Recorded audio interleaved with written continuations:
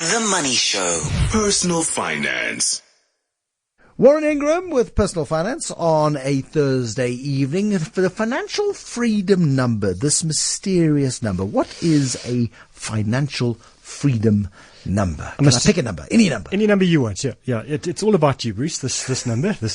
So I must give you a little bit of backstory. So I was giving a talk to a group of accounting students at UJ yesterday, and this conversation came up, and they were saying we're about to go into the big wide world and finish our varsity and start our careers, and what are we aiming for? What's our number? And it was quite interesting because they almost universally believed that there would be a number for all of them. That each of them would have the same number. And I thought, well, that's something we need to talk about, because I think the financial freedom number for all of us will actually be different, because it's the number that says, if you get to the point where you don't have debt, so there are three steps to this. Number one, don't have debt. Number two, get enough money to have an emergency fund that can cover 3 months worth of your expenses. So just to keep my math simple, if you spend 10,000 Rand a month, that means you need at least 30,000 Rand sitting in a money market fund or some kind of a cash fund where you can access it quickly. Yeah, and that's just for when the wheels fall off. It's not the holiday fund, the shoe fund, or the handbag fund. It's for things that to protect you when things go wrong, that you don't have to borrow money. Then you need to have investments that can cover your monthly expenses. That's the financial freedom number.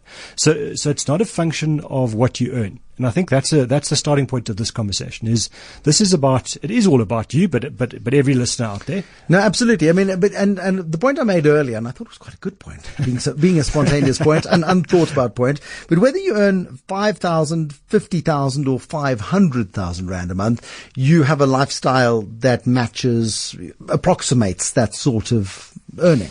And maybe you save some money, maybe you put some aside, maybe you spend it all, maybe you borrow money to, whatever your income level, you are going to, and you spend the vast majority of it, because you have a different level of lifestyle according to your income.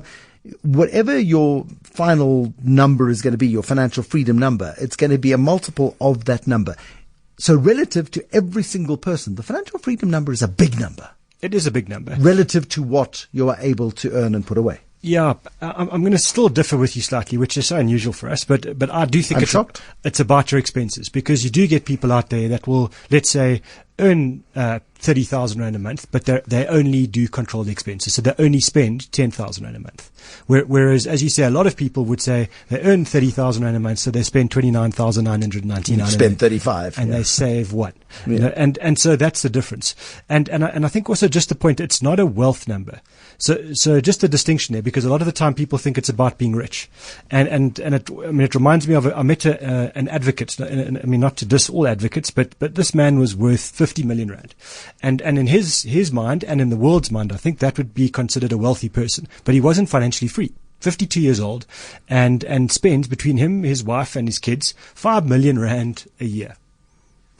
And if you think about that, he stops work tomorrow, and he's got his 50 million Rand, and he doesn't change what he spends. That means he's got probably 10, 12 years before he's done.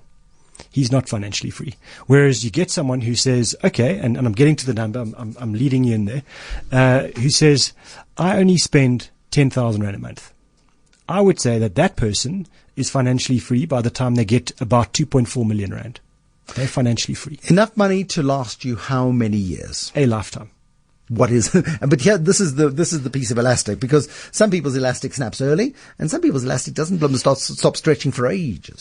So how we get to this number, 10,000 Rand a month to the 2.4 million, it's called the 5% rule. So take what you spend on a normal year. In other words, what do you spend every month? That's on groceries, food, accommodation, petrol, etc.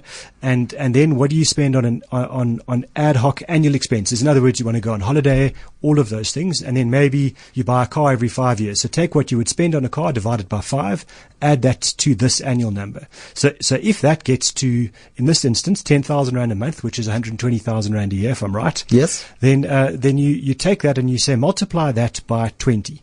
Okay. And that gives you your 2.4 million. 2.4 million. Now, I know you're going to argue with me on this point, but over a 20, 30-year period, an average balanced portfolio of investments, in other words, where you've got about 65% in shares, and the rest is invested in cash, bonds, and property, that should give you about 11% growth a year. The history books tell us it's possible. The last 5 years don't. The last 5 years are not great, but No. but the last 100 years definitely a good illustration. So why is 11% important? Because if you take inflation at 6%, and I know the Reserve Bank's saying inflation's lower, but let's just protect ourselves there and say it's 6, then that means that you can draw 5% of that growth every year and live off that. And 5% is exactly 120,000 out of the 2.4 million. Fair enough. So that's how we get to the math. And So that means your whole lifetime. Yeah, absolutely. And if you were lucky previously, you got to the age of 60, you retired, and you had a lovely retirement, and your money lasted you, and you were comfortable. You didn't depend on your kids, your health held up, and you could afford medical aid, and you died with a bit of money in the bank, and you could distribute that to the Cats Home and to charity, and maybe some even to your dependents. However, more and more people are struggling to even conceptualize retiring anywhere close to 60 or 65 or even 70. Yeah. Simply because we spend a lot more than we ever used to. There's far more consumerism in the world, and we're surrounded by temptation and financial products and offers and holidays and just living life, which is lekker. And we are all going to live a lot longer, and so the traditional, retire at 65 was okay because actually most of us died at around 75. The issue now is, as you point out, that the likelihood is we're going to live to late 80s, potentially early 90s. And so retiring at 65 for many reasons, not just financial, I think is a bad idea. I think you definitely should be working to 70, 75 anyway, just for your own sanity and health. I mean, and when we say work, we don't mean, digging a ditch until you're 75. There are physical limitations, but keeping yourself occupied, gainfully occupied, earning some income, perhaps not at the level that you were when you were 50 or 60, Yep.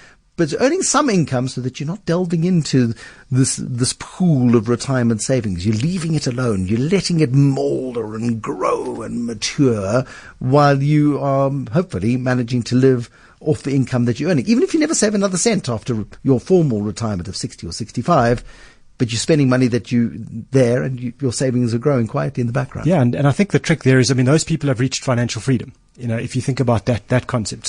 So a lot of the time then, and I think that's the point here is, talking to younger people, the goal of financial freedom is really easy, actually, because you just have to really control your spending. And I think that's the trick here is, as you say, we get stuck in this cycle of consumerism. So we have to buy bigger, better cars. We have to buy bigger, better houses. There's new brands of clothing and appliances all the time, and smartphones and the like.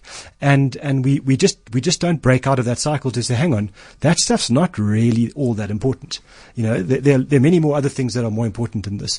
And I think that's one of the messages to people is, as your salary grows, as your income does grow, and eventually when the economy is growing again, salaries will grow. Other than you and Julia, okay, has anybody ever succeeded in really living within their means? I mean, I know you've got case studies and you've got people that you help and all of that sort of stuff, but the vast majority of human beings start on a low salary, they get a bigger salary and they go, oh, thank goodness for that. I can live better. And then they get a bigger salary and they go, I can live even better. And by the time they get their 10th salary increase, they're so used to living through the last 9 increases that actually they've forgotten just how little they managed to survive on year 1. And I think that's the trick. That's why we talk about this, week after week, year after year, is that because it's completely possible. The thing is, we give ourselves excuses, we get lazy, we get undisciplined, and when life happens, we use whatever that event is as an excuse to say, well, now that's it. And that's my view, is that there are, I think, I don't know the number. I think it must be in the 300-400 people that I've personally met that live comfortably within their means, have achieved this financial freedom quite far before the 65 age. There are lots of people that have got to age 65 who have retired very comfortably and have achieved it. But I think the point here is that, you cannot give yourself all the excuses in the world. I mean, inflation's bad, and, fuel prices gone up, food has gone up, and all those things, and then just give up. And I mean, I think it's so interesting when I listen to you talk to CEOs of companies who are doing well in these conditions, because they're applying exactly the same principles to their businesses as I'm saying you need to apply to your life. Is you cannot allow circumstances that are hitting you externally to change everything in your life. I'm not looking at the SMS line right now because I know that there are lots of SMSs of people telling you what an idiot you are because you are so far away from their reality and their pain and their suffering and their limitations. But I suppose the point there is that if it's bad now and you're spending all your money now, it's going to be so much worse by the time you get to a point where you're incapable of earning the money that you're spending now, that you're going to be somebody else's problem. And if you're happy with that, then by all means, either become the state's problem at a meager social wage, or you become a kid's problem or a distant relative's problem. Yeah, and I just think, it's fine. I mean, blame me, blame us, and send us abusive messages, that's fine. But the issue is that this is really about you taking control of your life. Give yourself excuses or do something about it. And I think that's the message here, is do something about it. Listen to all the big entrepreneurs and how successful they are in really bad times. And I'm saying take those principles, apply them to your life. Lots of, hundreds of, if not thousands of South Africans in these conditions, in these times, with all the excuses in the world, don't use the excuses, and they get to the financial freedom. Why can they do it and you can't? Everybody can. See, all you need now is another 30 kilograms, shave your head and a moustache, and I can call you Dr. Phil. Dr. Warren Ingram this evening, from Galileo Capital, some really top financial guidance for you this evening.